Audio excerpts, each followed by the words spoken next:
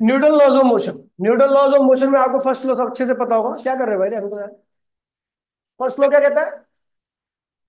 सबसे पहले मैंने आपको बताया था, चलो फोर्स के बारे में। फोर्स क्या होता है?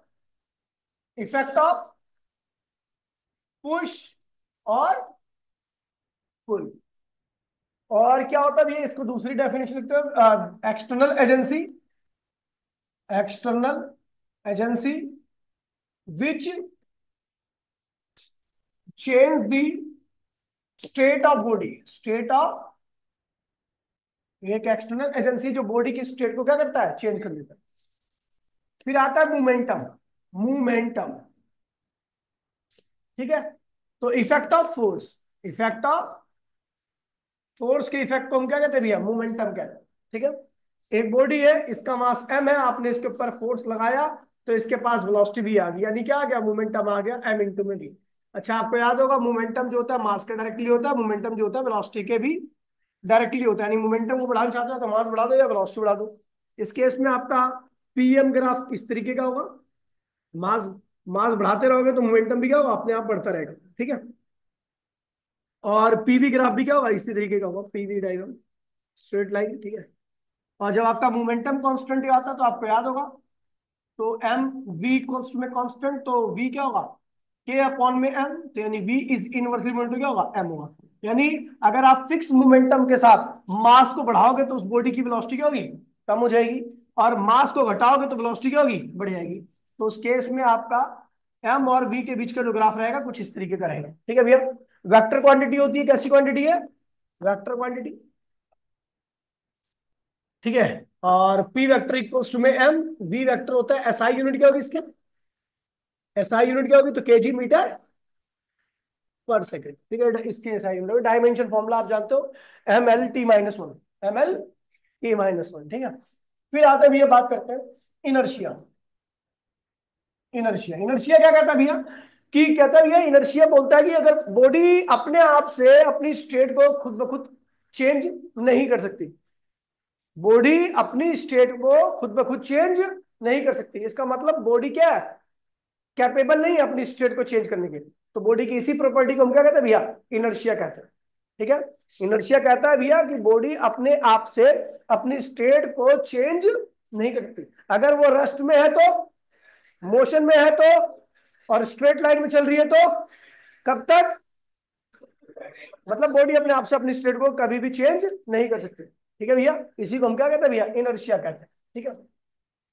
बात करूं, हमारे पास तीन तरह के, और इनर्शिया जो होता है मास के क्या होता है, डायरेक्टली प्रोड्यूस होता है। बॉडी का जिसका मास जितना ज्यादा होगा उसकी स्टेट में चेंज करना उतना ही क्या होगा, कठिन होगा, यानी उसका इनर्शिया क्या उतना ही ज्यादा। ठीक है भैया। अगर मैं बात करूं इनर्शिया के टाइप के, तो हमारे पास तीन टाइप की इनर्शिया है। Inertia of rest, inertia of rest, दूसरा इनर्शिया ऑफ मोशन, और तीसरा है इनर्शिया ऑफ डायरेक्शन। एग्जाम्पल ध्यान रखना, इनर्शिया ऑफ रेस्ट का एग्जाम्पल क्या है, कोई कोई बॉडी रेस्ट में है तो वो रेस्ट में रहना चाहती है।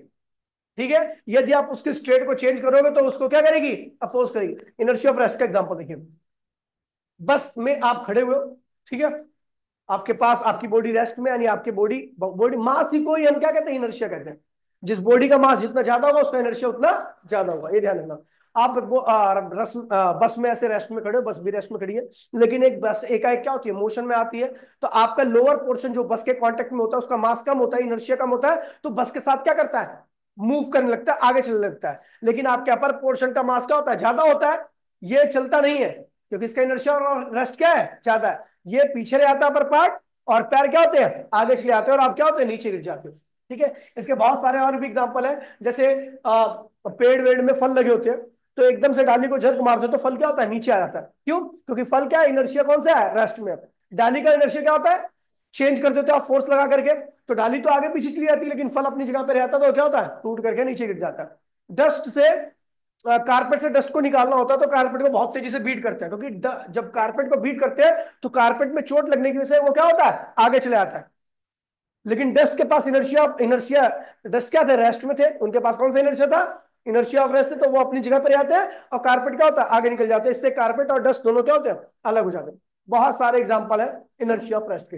इनर्शिया ऑफ मोशन की बात करता हूं भैया, तो इनर्शिया ऑफ मोशन के भी बहुत सारे एग्जांपल है अपने पास। अगर कोई बॉडी मोशन में है तो उसके पास जो इनर्शिया होगा इनर्शिया ऑफ मोशन रहेगा, ठीक है भैया। और वो इनर्शिया उस बॉडी को हमेशा मोशन में ही रखना चाहेगा।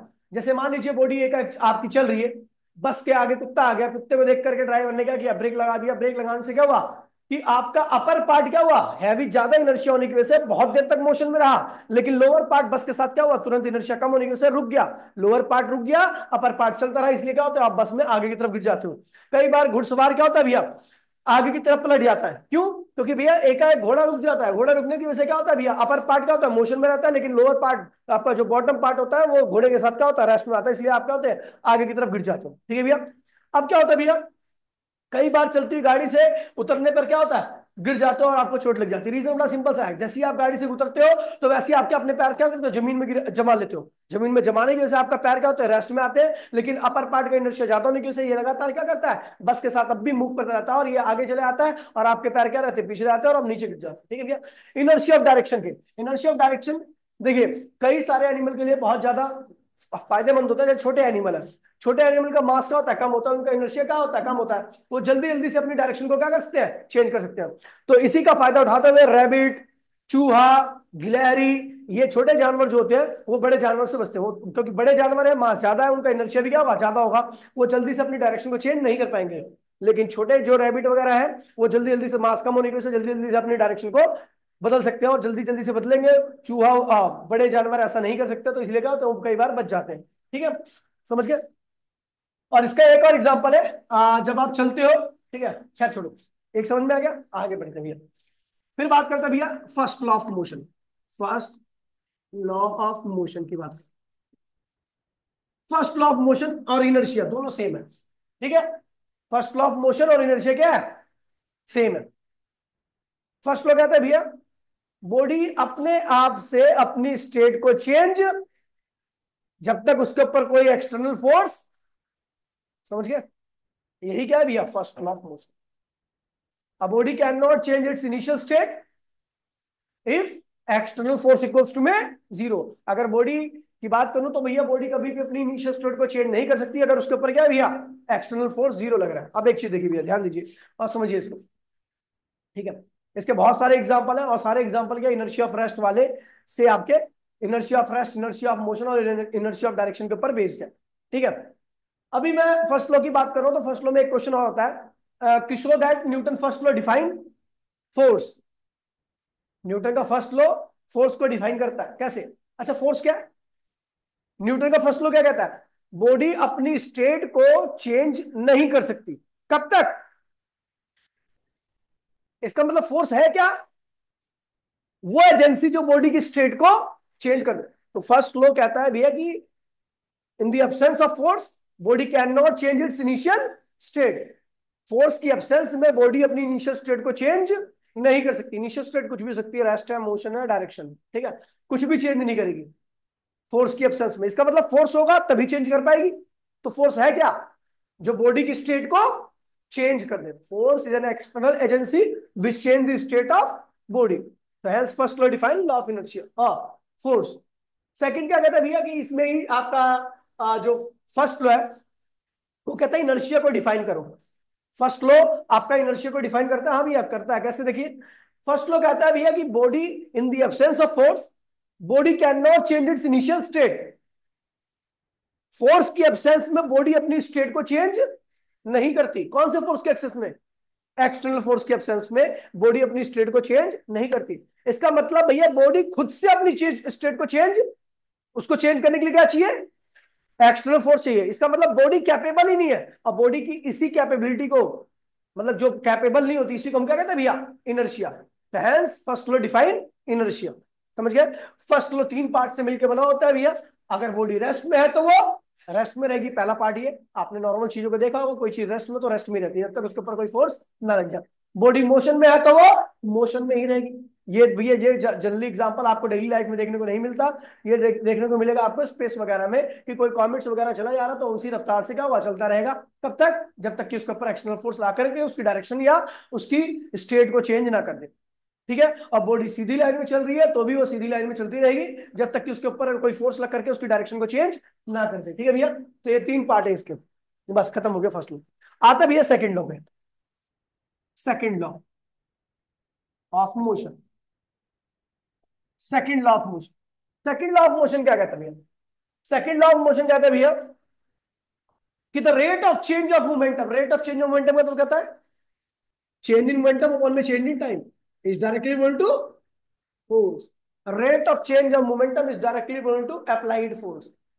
आप अगर भैया बॉडी के ऊपर ज्यादा फोर्स अप्लाई करोगे तो उसके मोमेंटम में जल्दी चेंज आएगा, और ज्यादा चेंज आएगा और जल्दी चेंज आएगा। और अगर कम फोर्स अप्लाई करोगे, कम फोर्स अप्लाई करोगे तो मोमेंटम में चेंज कम आएगा और देर में आएगा। ठीक है भैया, फोर्स जितना ज्यादा रहेगा, फोर्स फोर्स जितना ज्यादा रहेगा ये उतना ज्यादा होगा, ये उतना कम होगा। और फोर्स जितना कम रहेगा ये उतना कम होगा, ये उतना ज्यादा होगा। तो भैया देखिए, रेट जो होता है वो डेल्टा पी अपॉन में डेल्टा डी के रेशियो के बराबर होता है। तो कह रहा है भैया the rate of change of momentum is directly equal to force applied. जितना ज्यादा फोर्स उतना ज्यादा चेंज इन मोमेंटम, उतना जल्दी चेंज इन मोमेंटम। जितना कम फोर्स उतना कम चेंज इन मोमेंटम, उतना देर में चेंज। ठीक है भैया, तो ये है सेकेंड लॉ। और ये ध्यान रखना, मोमेंटम का चेंज हमेशा फोर्स की डायरेक्शन में ही होगा। मोमेंटम का चेंज अगर आपका हमेशा क्या होगा, फोर्स की डायरेक्शन में होगा। तो यही सेकंड लॉ है। सेकंड लॉ से आपको एक छोटी सी डेरिवेशन भी आती है। ठीक है, कि आपको पता सेकंड लॉ क्या कहता है, rate of change of momentum is directly into applied force. ठीक है, अच्छा मोमेंटम चेंज किसकी वजह से होता है, मास की वजह से या वेलोसिटी की वजह से?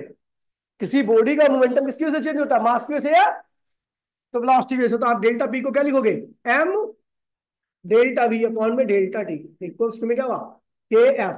ठीक है, तो डेल्टा वी अपॉन में डेल्टा टी क्या होता है बेटा, एक्सेलरेशन। तो क्या हुआ, ये हो गया आपका, और के की वैल्यू यहां पर क्या होती है आपकी, 1 होती है। तो ये हो जाएगा आपका एफ। तो एफ इक्वल्स में क्या हुआ, एम ए। ये वेक्टर है, तो इसलिए भैया सेकंड लॉ को हम वेक्टर लॉ भी कहते हैं, क्योंकि इससे आने वाला रिजल्ट जो होता है वो क्या होता है, वेक्टर क्वांटिटी होता है। क्या होता है, वेक्टर क्वांटिटी होता है। ये डेरिवेशन काफी ज्यादा पूछी जाती है, 3 नंबर की डेरिवेशन है। ठीक है भैया, आगे बढ़ते हैं।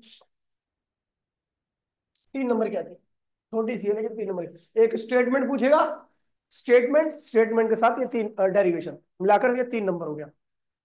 हाँ, अब वही तो है डेरिवेशन ही, तो उसी को तो लिखना है इंग्लिश में। Rate of change of momentum is directly equal to applied force provided that the momentum change is always occur in the direction of force. ये ध्यान रखना कि आपका मोमेंटम का जो चेंज कहां पे होगा, फोर्स की डायरेक्शन में होगा। अगर मोशन की डायरेक्शन में आप फोर्स लगाओगे तो मोमेंटम क्या होगा, पॉजिटिव आएगा, बढ़ेगा। और फोर्स मोशन की उल्टी डायरेक्शन में फोर्स लगाओगे तो मोमेंटम क्या होगा, घटेगा।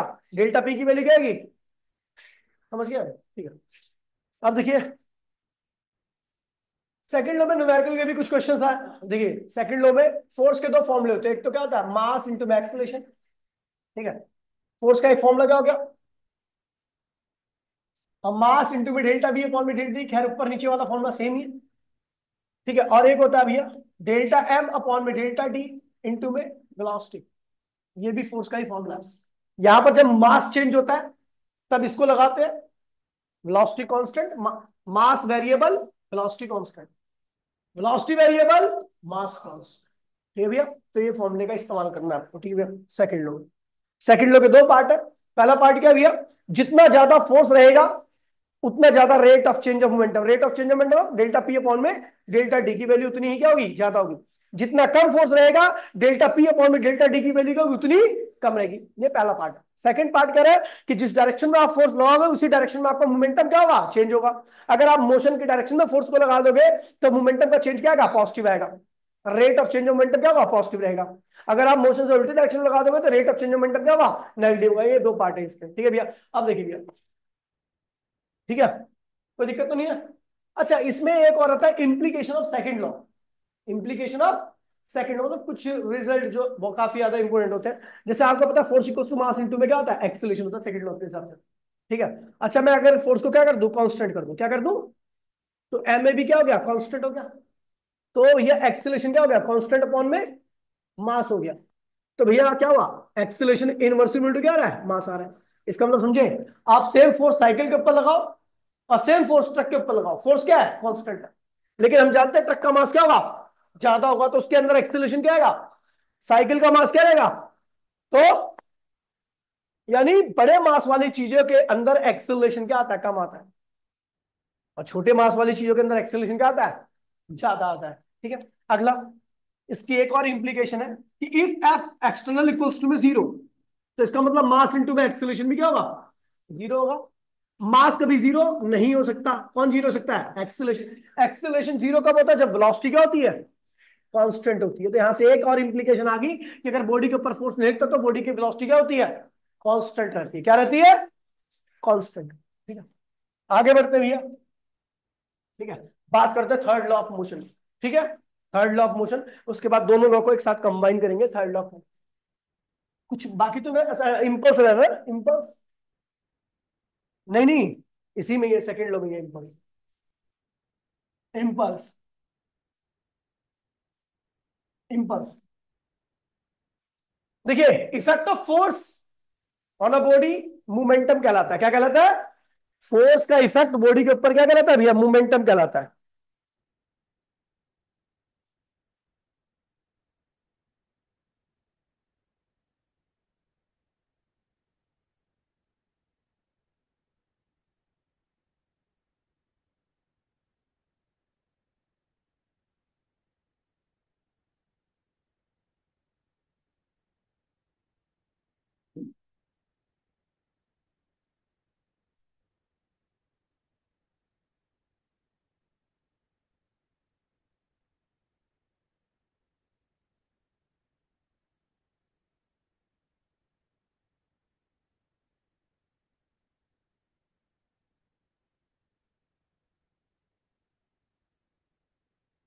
ठीक है, देखिए, इम्पल्स की बात कर रहे हैं, effect of force, effect of force on a body for very very small time. अच्छा, हम जानते हैं भैया फोर्स क्या होता है, डेल्टा पी अपॉन में डेल्टा डी होता है, डेल्टा पी अपॉन में डेल्टा डी होता है, पता ना। तो मैंने कह दिया if delta T tends to भैया जीरो, बहुत टाइम छोटा है, तो डेल्टा पी क्या बन जाएगा, इम्पल्स बन जाएगा। क्या बन जाएगा, इम्पल्स। तो इस जो डेल्टा पी की जगह पे आएगा वो क्या आएगा, इम्पल्स आएगा। भैया क्या होगा, एफ इक्वल्स टू में इम्पल्स अपॉन में डेल्टा टी, क्योंकि डेल्टा टी क्या है भैया, बहुत छोटा कर दिया हमने, तो इम्पल्स की वैल्यू क्या होगी, एफ इंटू में डेल्टा टी, क्या होगी। अच्छा, इम्पल्स एक वेक्टर क्वांटिटी होता है, तो इसकी वेक्टर फॉर्म क्या होगी, डेल्टा टी इंटू में एफ वेक्टर। एसआई यूनिट क्या होगी इसकी, एसआई यूनिट क्या होगी इसकी, तो भैया फोर्स की क्या होती है न्यूटन, और टाइम की क्या होती है सेकंड, न्यूटन सेकंड इसकी एसआई यूनिट होगी। डायमेंशन फॉर्मूला क्या होगा इम्पल्स का, तो न्यूटन का जानते हो M L T minus two, और सेकंड का क्या होता है टी, तो सॉल्व करो क्या होगा, M L T minus one. ठीक है, फिर आता है impulse momentum theorem, impulse momentum theorem. क्या कहता है भैया इम्पल्स मोमेंटम थ्योरम, देख लीजिए। इम्पल्स मोमेंटम थ्योरम क्या कहता है भैया, कहता है भैया जो आपका, अगर मैं देखूं according to second law, F क्या होता है, डेल्टा पी अपॉन में डेल्टा टी होता है, यही होता है। तो डेल्टा पी क्या हो गया, एफ इंटू में डेल्टा टी, और एफ इंटू में डेल्टा टी हम क्या निकाल चुके हैं, इम्पल्स। यानी इम्पल्स किसके बराबर आ गया, डेल्टा पी के। डेल्टा पी क्या होता है, final momentum minus initial momentum. ठीक है भैया, ये हो गया। आज तो पूरे चैप्टर करा दूंगा थ्योरी, लेकिन कल कराऊंगा इस चैप्टर के पूरे न्यूमेरिकल। तो ध्यान रखना, इस चैप्टर के न्यूमेरिकल सबसे ज्यादा न्यूमेरिकल आते हैं एग्जाम में। ठीक है, चैप्टर नंबर 4 के न्यूमेरिकल सबसे ज्यादा होंगे, आपको मिलेंगे एग्जाम में। तो इम्पल्स मोमेंटम थ्योरम ध्यान रखना, आसान है, कोई दिक्कत तो नहीं है। आगे बढ़ते हैं। अब आते हैं थर्ड लॉ ऑफ मोशन पे, थर्ड लॉ ऑफ मोशन। अब थर्ड लॉ जैसे ही हम करेंगे तो बहुत सारी चीजें हमारे लिए ओपन हो जाएंगी। ठीक है भैया, थर्ड लॉ ऑफ मोशन क्या था भैया, कि ये दो बॉडी है, एक बॉडी ये है, एक बॉडी ये, इसने इसके ऊपर फोर्स लगाया एफ ए, और इसने इसके ऊपर फोर्स लगाया एफ बी, दोनों का कोलिजन हुआ था एफ बी। तो कह रहा है F A is equals to negative of F. दोनों फोर्स क्या होते हैं, इक्वल और अपोजिट होते हैं। ठीक है भैया, और ये ध्यान रखना भैया कि ये दोनों फोर्स क्या होते हैं, डिफरेंट बॉडी पे लगते हैं, सेम बॉडी पे इनकी वैल्यू क्या होती है, जीरो हो जाती है। ठीक है भैया, तो एक्शन इक्वल्स टू में अगर ये एक्शन है, और हाँ ये ध्यान रखना, एक्शन और रिएक्शन दोनों एक ही टाइम पर आते हैं, ऐसा नहीं होता कि टाइम लैग होता है, कुछ टाइम बीतता है तब जाके आपका रिएक्शन आएगा। जैसे ही आप एक्शन लगाओगे वैसे ही क्या आएगा, रिएक्शन आएगा, मतलब साइमल्टेनियस प्रोसेस होते हैं दोनों। ठीक है, ये हो गया, ठीक है भैया। अब ये थर्ड लॉ हो गया। थर्ड लॉ, एक तो डिफरेंट बॉडी पे लगना चाहिए, दूसरा एक्शन रिएक्शन एक ही टाइम पर आते हैं। ऐसा नहीं होता कि एक्शन पहले आ जाए रिएक्शन बाद में आ जाए, ऐसा बिल्कुल नहीं होता। एक्शन की अब्सेंस में रिएक्शन नहीं आ सकता, अगर एक्शन लगाया तो रिएक्शन आएगा ही आएगा। अच्छा, एक्शन रिएक्शन दोनों बस सेम होते हैं, लेकिन कई बॉडी के ऊपर आप देखो, आपने चेयर पे लात मारी, चेयर पे आपने 10 न्यूटन फोर्स लगाया, लेकिन चेयर तो हिल गई, लेकिन आप चेयर ने भी आपके ऊपर 10 न्यूटन फोर्स लगाया, आप नहीं हिले। रीजन बड़ा सिंपल सा है, आपकी बॉडी का मास क्या है, ज्यादा है, आपकी बॉडी का इनर्शिया क्या है, ज्यादा है, तो वो 10 न्यूटन का फोर्स आपकी बॉडी की स्टेट को चेंज नहीं कर सकता। लेकिन अगर मैं चेयर के मास की बात करूं तो चेयर का मास क्या है, कम है, उसका इनर्शिया कम है, और 10 न्यूटन का फोर्स इतना कैपेबल है कि वो 10 चेयर के मास को क्या करे, तो चेयर के इनर्शिया को क्या करे, चेंज कर दे। समझ गए भैया? तो इसलिए कई बार आपको दिखता है कि एक बॉडी के ऊपर आपके अप्लाइड फोर्स का, एक्शन का इफेक्ट तो हुआ, लेकिन उसके रिएक्शन का इफेक्ट आपके ऊपर नहीं हुआ। दीवार के ऊपर फोर्स लगा दो, दीवार के ऊपर बिल्कुल फर्क नहीं पड़ेगा, लेकिन आपको क्या करेगी, पीछे धकेल देगी। क्यों? क्योंकि आप दीवार के ऊपर बहुत ज्यादा फोर्स लगाओगे, लेकिन दीवार का मास बहुत ज्यादा है, इनर्शिया बहुत ज्यादा होगा, इसलिए उसकी स्टेट को आपका फोर्स चेंज नहीं कर सकता। लेकिन जो उसने रिएक्शन लगाया है, वो रिएक्शन आपकी बॉडी की स्टेट को क्या करता है, चेंज कर सकता है, क्योंकि आपका मास कम है, आपका इनर्शिया भी क्या है, कम है। ठीक है, ये हो गया। अब आते हैं भैया, कई सारे कंबाइंड क्वेश्चंस आते हैं फर्स्ट और थर्ड लॉ पे। सबसे पहला है, second law is a real law. Real law, second law कैसा लॉ है? देखिए भैया, सेकंड लॉ को रियल लॉ क्यों कहते हैं, तो because it consist with first and third law. इसके अंदर फर्स्ट और थर्ड लॉ होते हैं, इसलिए इसको रियल लॉ कहते हैं। Proof of first law, proof of first law. First law क्या कहता है भैया, अगर बॉडी के ऊपर फोर्स नहीं लग रहा तो बॉडी की वेलोसिटी क्या रहेगी, कांस्टेंट। क्या रहेगी? बॉडी के ऊपर फोर्स नहीं लग रहा तो बॉडी की वेलोसिटी क्या रहेगी, कांस्टेंट। चलो हम देखते हैं भैया, proof of first law according to second law. According to second law क्या कहता है भैया, फोर्स क्या होता है, मास इनटू में एक्सेलरेशन के बराबर होता है।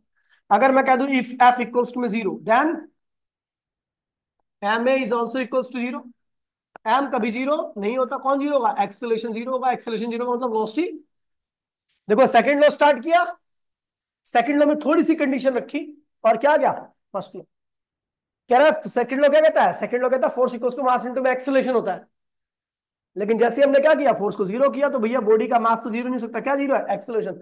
एक्सेलरेशन जीरो का मतलब बॉडी की वेलोसिटी क्या है, कांस्टेंट है। बॉडी अपनी वेलोसिटी को चेंज नहीं करी। फर्स्ट लॉ तो यही कहता है ना, अगर फोर्स नहीं चेंज हो रहा तो बॉडी की वेलोसिटी कभी चेंज नहीं होगी, क्योंकि बॉडी के पास कौन सा इनर्शिया होता है, इनर्शिया ऑफ मोशन। मोशन, ठीक है। बॉडी अगर रेस्ट में है तो वेलोसिटी क्या होगी, जीरो, तो वो भी नहीं चेंज होगी।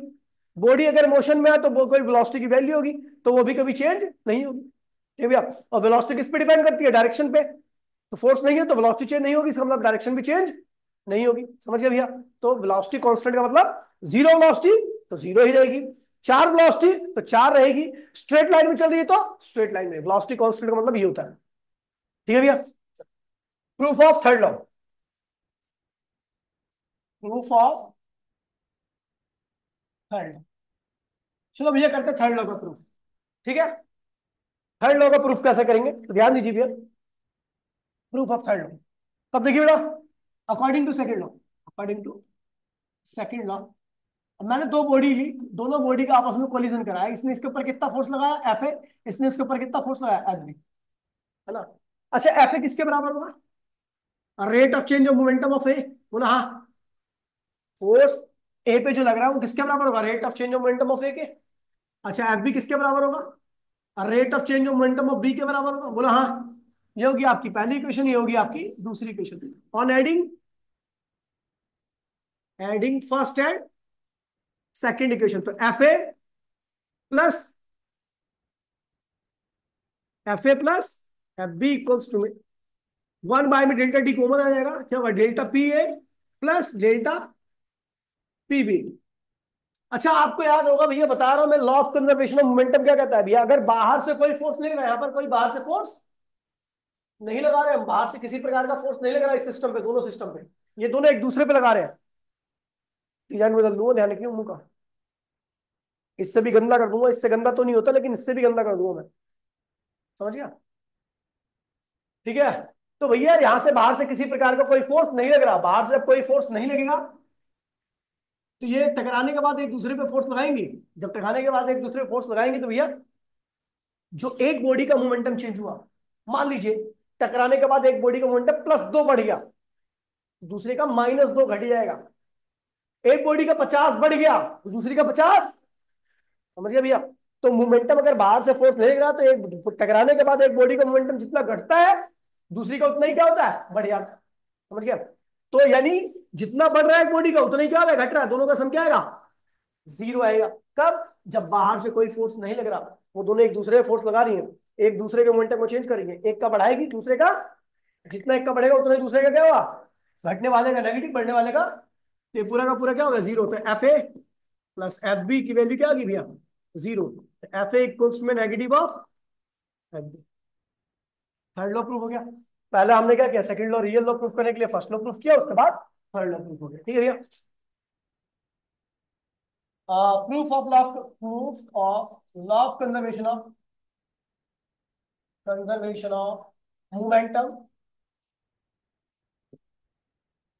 Momentum by third law. Third law से हमें law of conservation of momentum proof करना है। थर्ड लॉ क्या कहता है, एफ ए इक्वल्स टू में negative of F B. F A क्या है, डेल्टा पी ए अपॉन में डेल्टा डी, और एफ बी क्या है, डेल्टा पी बी अपॉन में डेल्टा डी। बोलो हाँ, ये और ये क्या होगा, कैंसिल हो गया, delta P A plus sorry बराबर में माइनस और डेल्टा पी बी। ये उधर ले आते क्या हुआ, delta P A plus delta P B बराबर में क्या आ गया, जीरो। यही तो कहता है भैया law of conservation of momentum. ठीक है। फिर आता proof of third law by law of conservation of momentum. Law of conservation of momentum से आप थर्ड लॉ प्रूफ करो, तो कुछ नहीं है इसमें, आपको पता है according to law of conservation of momentum क्या कहता है भैया, delta P A plus delta P B का सम क्या आना चाहिए, 0 आना चाहिए। यानी एक का जितना मोमेंटम बढ़ेगा उतना दूसरे का घटेगा, दोनों का सम क्या आएगा, 0 आएगा। तो भैया देखिए then delta P A is equals to में नेगेटिव ऑफ डेल्टा पी।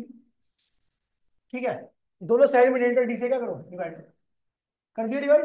ये क्या हुआ, एफ ए क्या हो गया, माइनस ऑफ, बोला हाँ आ गया थर्ड लो, समझ गया, ये हो गया थर्ड। उसके बाद है recoiling of gun. Recoiling of gun, gun recoil करती है। ठीक है भैया। कोई बॉडी रेस्ट में रहेगी या कोई सिस्टम रेस्ट में रहेगा, तो if system is in rest, if system is in rest, तो उसका मोमेंटम क्या माना जाएगा, इनिशियल 0। क्या माना जाएगा, पूरे सिस्टम का, अगर सिस्टम रेस्ट में तो उसका मोमेंटम क्या होगा, 0 होगा। ठीक है, इस चीज को ध्यान रखना।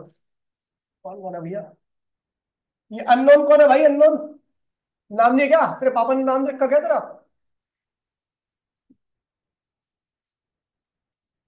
ठीक है, ठीक है, ठीक है। तो भैया अगर कोई रिकॉइलिंग ऑफ गन में सबसे पहले ध्यान रखना कि कोई सिस्टम अगर आपका रेस्ट में है तो उसका इनिशियल मोमेंटम क्या होगा, 0 होगा। चलो आगे बढ़ते हैं। ये गन है, ये इसका ट्रिगर है। ठीक है। अब सब कुछ रेस्ट में है, ये पूरी क्या है, रेस्ट में। तो रेस्ट में तो सीधा क्या लिखोगे, अब ये गोली चली तो गोली गई आगे, इसका मास क्या है, इसकी वेलोसिटी क्या भी है। तो गन क्या होती है, रिकॉइल होती है पीछे की तरफ। इसका मास कैपिटल है, इसकी रिकॉइलिंग वेलोसिटी क्या, कैपिटल भी है। कैपिटल भी क्या, रिकॉइलिंग वेलोसिटी। फाइनल मोमेंटम क्या हुआ, capital M B plus small M B. अब हम जहां देख रहे हैं भैया कि इस पूरे सिस्टम के ऊपर एक्सटर्नल फोर्स की वैल्यू क्या है, 0 है। बाहर से किसी प्रकार का कोई फोर्स नहीं लग रहा, कोई फोर्स नहीं लग रहा, तो इनिशियल मोमेंटम बराबर में क्या होता है, फाइनल मोमेंटम। इनिशियल क्या है, 0, और फाइनल क्या है, M B plus small M B, है ना। तो भैया हमने क्या किया, इस v की वैल्यू निकाले, कैपिटल वी कैपिटल एम बराबर में माइनस स्मॉल एम बी। ठीक है। तो कैपिटल वी क्या आ गया, माइनस स्मॉल एम वी है, स्मॉल वी है ना, स्मॉल वी अपॉन में कैपिटल एम। ठीक है।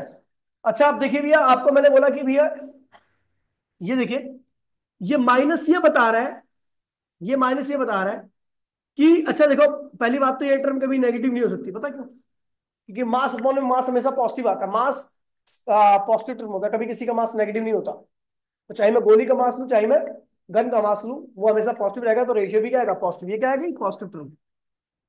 तो ये नेगेटिव क्यों आया? क्योंकि भैया वेलोसिटी क्या है? नेगेटिव है। वेलोसिटी नेगेटिव हो सकती है क्योंकि ये वेलोसिटी कहाँ जा रही है? राइट में। कहाँ जा रही है? तो ये कहाँ जा रहा है? लेफ्ट में। तो इसीलिए क्या है, अभी यहाँ पर नेगेटिव लगा हुआ है, नेगेटिव साइन बता रहा है। नेगेटिव साइन का मतलब है कि भैया गोली अगर आपकी राइट साइड में आएगी तो बुलेट का है, गन का आएगी आपकी लेफ्ट साइड में। ठीक है। और जिस वेलोसिटी से आ रही है इसी को क्या कहते हैं भैया? Recoiling velocity. और हम देख रहे हैं रिकॉइलिंग वेलोसिटी गन के मास के इनवर्सली आ रही है। ये क्या है? गन की वेलोसिटी, जिसको हम रिकॉइलिंग वेलोसिटी कहते हैं, और ये क्या है? गन का मास। हम देख रहे हैं भैया recoiling velocity inversible to mass of gun. यानी अगर आपका गन का मास क्या होगा? ज्यादा होगा, तो रिकॉइलिंग वेलोसिटी क्या होगी? कम होगी। इसी कंसेप्ट का इस्तेमाल करते हुए हम टैंक वगैरह से तोप के गोले छोड़ते हैं। तोप का गोला जब निकलता है बहुत हाई मोमेंटम से निकलता है, तो जाहिर सी बात है जितना मोमेंटम तोप के गोले का रहेगा उतना ही क्या होगा? टैंक का भी रहेगा। अब हम टैंक का मास को क्या करते हैं? बहुत बढ़ा देते हैं, उसके लिए उसकी रिकॉइलिंग वेलोसिटी क्या होती है? कम हो जाती है। अगर टैंक का मास कम होता है तो रिकॉइलिंग वेलोसिटी क्या होती है? बहुत ज्यादा होती है। तो समझ गया भैया? तोप का गोला जितना तेजी से आता उतनी तेजी से क्या होता? तोप भी पीछे आती। ठीक है, इस चीज को अवॉइड करने के लिए। ये हो गया आपका। ठीक है। अब इसके ऊपर बहुत सारे और भी क्वेश्चंस हैं। ठीक है। रिकॉइलिंग, रिकॉइलिंग के ऊपर जैसे मान लीजिए कि जो बड़े बड़े वो कारतूस वगैरह होते हैं, वो देखा, रॉकेट लॉन्चर ऐसे कंधे पे रख के चलाते हैं उसको। तो चलाने के लिए तगड़ा बंदा रखते हैं, ऐसे कमजोर बंदों को रॉकेट लॉन्चर नहीं देते, क्यों बताओ? अगर मान लीजिए कमजोर बंदों को दे दें, ठीक है, तो भैया आपको पता है भैया कि कमजोर बंदे का मास क्या है? कम है। आप कमजोर बंदे का मास कम रहेगा तो भैया क्या होगा? मास कम रहेगा तो उसकी रिकॉइलिंग वेलोसिटी होगी। ठीक है भैया, बंदे का कंधा तोड़ देगी। ठीक है। मतलब बंदा भी क्या होगा? रॉकेट आगे और बंदा पीछे। तो भैया इसीलिए क्या करते हैं भैया, तगड़ा बंदा रखते हैं उसको चलाने के लिए। ठीक है। अच्छा, अगर तगड़ा रहेगा तो भैया वो क्या होगा? कस के पकड़ेगा बॉडी के साथ। तो उसकी बॉडी का मास और रॉकेट का लॉन्चर का मास दोनों ऐड होकर के ज्यादा बन जाएंगे। मास ज्यादा होगा तो वेलोसिटी होगी, रिकॉइलिंग कम होगी। ठीक है। ये हो गया। उसके बाद बात करते हैं भैया। ठीक है। Connected motion. कनेक्टेड मोशन काफी इंपॉर्टेंट टॉपिक है भैया। ये एक बॉडी है भैया, बड़ा सिंपल सा है। ये मास एम है, इसके ऊपर इधर F1 फोर्स लग रहा है, इधर क्या लग रहा है? F2 फोर्स लग रहा है। मैंने कह दिया if F1 is greater than F2, body कहाँ जाएगी? अगर F1 F2 से ज्यादा है, बॉडी कहाँ जाएगी? राइट साइड में। ये इधर की तरफ एक्सिलरेट करेगी। ठीक है। ये बॉडी उधर की तरफ एक्सिलरेट करेगी। तो भैया एक्सिलरेशन जो होता है वो नेट फोर्स के बराबर आता है। एक्सिलरेशन किसकी वजह से होता है? नेट फोर्स की वजह से। किसकी वजह से होता है? एक्सिलरेशन हमेशा नेट फोर्स की वजह से होता है। और नेट फोर्स क्या होगा? मास इनटू में एक्सिलरेशन के बराबर होता है। एक्सिलरेशन हमेशा नेट फोर्स की वजह से आता है। और नेट फोर्स की वैल्यू क्या होती है? बॉडी का मास इनटू में उसका एक्सिलरेशन। अच्छा, इस बॉडी पर नेट फोर्स कितना लग रहा है? एक फोर्स ये लग रहा है, एक फोर्स ये लग रहा है। कौन सा फोर्स ज्यादा है? F1। तो नेट फोर्स क्या होगा? F1 minus F2। देखिए यहां पर F1 माइनस F2 इसलिए क्या, क्योंकि दोनों फोर्स क्या है? अपोजिट में लग रहे हैं। अगर दोनों फोर्स एक ही डायरेक्शन में होते तो नेट फोर्स क्या होता? F1 प्लस, जैसे यहां पर देख लीजिए, मास एक्सीलरेशन ये है, F1 इधर लग रहा है और F2 इधर लग रहा है। तो भैया यहां पर नेट फोर्स किसके बराबर होगा? यहां पर देखिए, तो भैया नेट फोर्स किसके बराबर होगा? मास इनटू में एक्सीलरेशन। तो नेट फोर्स क्या है यहां पर? दोनों फोर्स सेम डायरेक्शन में। तो F1 प्लस F2 बराबर है मास इनटू में एक्सीलरेशन। बोलो हाँ। ठीक है। तो इसी कंसेप्ट के ऊपर बाकी सारे हम क्वेश्चन करने आ रहे हैं। ठीक है। तो कुछ देखिए, क्वेश्चन क्या ही है। ठीक है। सबसे पहला होता है हॉरिजॉन्टल ब्लॉक प्रॉब्लम। हॉरिजॉन्टल, ये क्वेश्चन आ गया, मैंने कई बार बोला। तो हॉरिजॉन्टल ब्लॉक प्रॉब्लम क्या कहता भैया? हॉरिजॉन्टल ब्लॉक प्रॉब्लम क्या था भैया? तीन ब्लॉक है।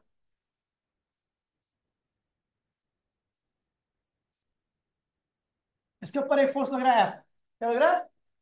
अच्छा, इस रस्सी पे टेंशन कितना लग रहा है? T1। T1। इस रस्सी पे कितना लग रहा है? T2। टेंशन हमेशा पेयर में आते हैं क्योंकि एक दूसरे को इनको कैंसिल करना होता है। क्यों? क्योंकि वो इंटरनल फोर्स है।